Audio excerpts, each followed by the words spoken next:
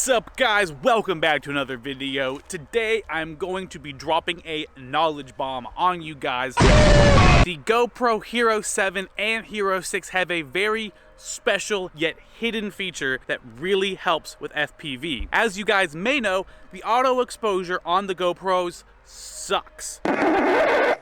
For FPV, that is. It is notorious for just constantly re-exposing over and over and over again. Anytime that you pitch up a little bit and too much sky gets into view, it just quickly exposes for the sky and totally blacks out everything on the ground. It's super annoying when it does that, and I hate especially the Hero 7. The Hero 7 is so notorious for this. It just constantly changes the exposure. It's so hyperactive with changing the exposure. It's just really ruins the footage and makes it really hard, especially if you're outside filming during daytime, which is when 99% of FPV stuff happens, to really get just smooth, constant exposure throughout your flight. Now, of course, the one way to get over this is to go ahead and just lock your exposure. That is the more professional and what I think is the better way to do it. Set your exposure before your flight and lock it. That way the GoPro cannot change the exposure. It is just locked. It is exactly what you want it to be. There's gonna be no super bright when you look at the ground and super dark when you look at the sky moments. It's gonna be nice and even and smooth throughout the entire flight.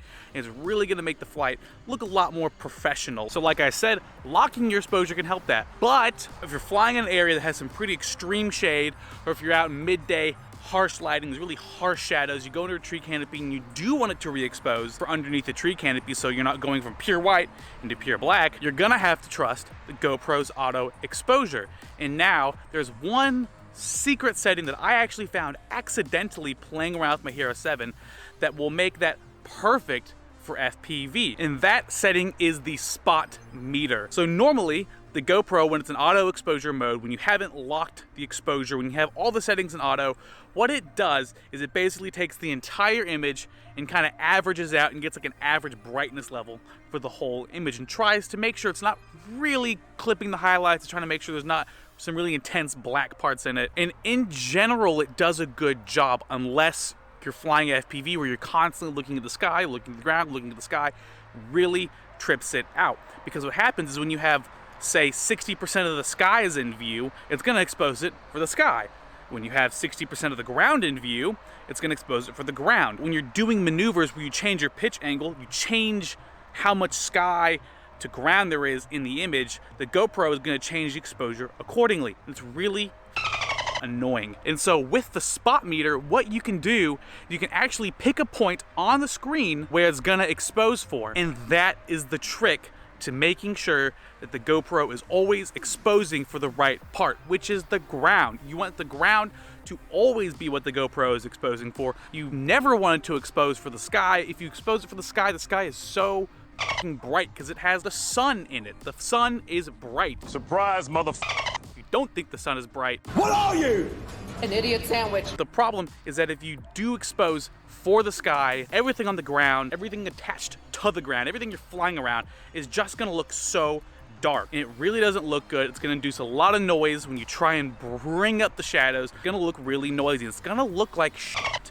So what you wanna do is you wanna expose for the ground properly, and the way you can do that is using the spot meter. Now the problem is if you expose for the ground, as in you make the ground the main point of reference, if you tell the camera to expose just for the ground, make the ground kind of the average middle brightness level, what happens is the sky is gonna be totally overexposed and totally blown out. And that's not good either. So what you want is you wanna have a nice middle ground, constant exposure. And the way to do that is using another setting in the GoPro called EV compensation. That just says how bright should the image be. When you tell the GoPro how bright should the image be and you give it a spot to look at, specifically the ground, you can tell it exactly what you want exposed and how you want it exposed. So the first step is you want to set your EV compensation to -1 and then put your spot meter right in the bottom middle of your GoPro.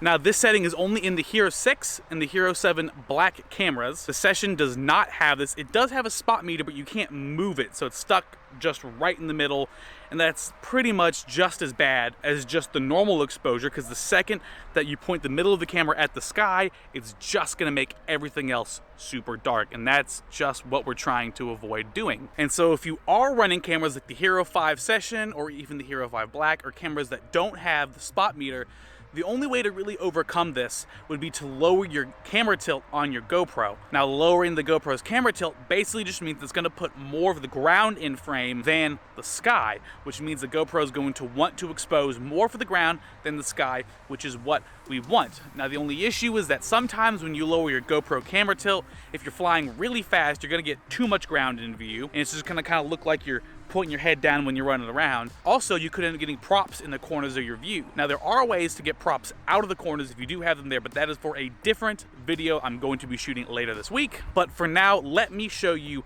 how to turn on the spot meter, how to get into your EV compensation, and how to get your GoPro set up so when you're shooting in auto mode, you don't have that crazy, constant readjusting the exposure. So let's go ahead, let's hop it into the GoPro, and let's see how to do that. So the very first step is making sure your GoPro is turned on.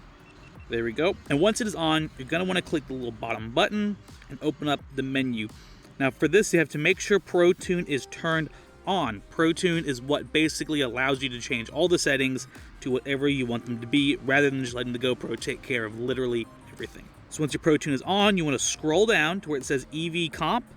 Click on it, 0 by default. You're gonna wanna take it from 0 and you wanna move it to -1. And that's going to make the spot that you pick exposed to -1, which means you're going to slightly underexpose the ground, because then you won't really overexpose the sky, which means everything will be properly exposed. And now once that's done, I would definitely suggest making your ISO min 100 and ISO max 100. This basically makes it so the GoPro cannot raise the ISO, which makes the image look like absolute because it's super grainy. So go back, and now the real thing is to actually enable the spot meter. You just have to click and hold the center of the GoPro, and you see this little box comes up. And you take this box and just drag it to the bottom, just like that. Hit the little check mark, and now the GoPro is going to expose whatever is inside that box to -1. So if we point it up, you can see it lowers the exposure. Point it down and it raises because it's exposing for the ground. And that is what we want. That is easy as that. EV compensation to -1, click and hold the center, drag it to the bottom and hit the little check mark. Now the problem with this is you have to reset this every time you turn your GoPro on and off again. So you do have to leave your GoPro on the entire time you're out flying, or you have to turn on your GoPro before every flight and redo the spot meter. Now another quick little tip that we're here is if you do want to lock your exposure and you just don't want to have to deal with the GoPro changing the exposure on you constantly, if you click and hold and move your spot meter to wherever you want to expose for, let's say those trees right there, and just tap that. That's going to say locked exposure, hit the check mark, and now your exposure is totally locked. And as you can see, there's a little lock icon in the square where the spot meter was. No matter where you point the GoPro, it's going to keep the exposure locked. Now that is by far the best way to keep your exposure from going crazy, and I highly suggest doing that before each flight, or at least before your first flight of the day, as long as the lighting conditions don't change that much. But if you do want to have some sort of auto exposure, if you are flying between really crazy lighting scenarios, I definitely suggest putting that spot meter on the ground and then unlocking it and letting the GoPro do its job, because then no matter where you are, the GoPro will basically properly expose. It's really going to tone down that hyperactive looking exposure that the GoPros tend to have these days. All right, that is it, guys. That is how you add the spot meter onto your GoPro and set your EV compensation. This is by far the best way to get the GoPro to properly expose and to not do that crazy exposure jump that it always does. It's just like there's a little crackhead gremlin inside the GoPro. GoPro's just constantly changing the exposure as fast as it can, always trying to keep everything normal, but it just doesn't look good. And this is how you tone that little crackhead gremlin down. I hope you guys like that video. I hope you guys like these little tips and tricks I'm giving out. Make sure to smash that like button. Do not leave a comment. Do not subscribe. I'll see you guys next time. You wouldn't think I'd leave you guys without a little bit of flying. Let's rip some packs.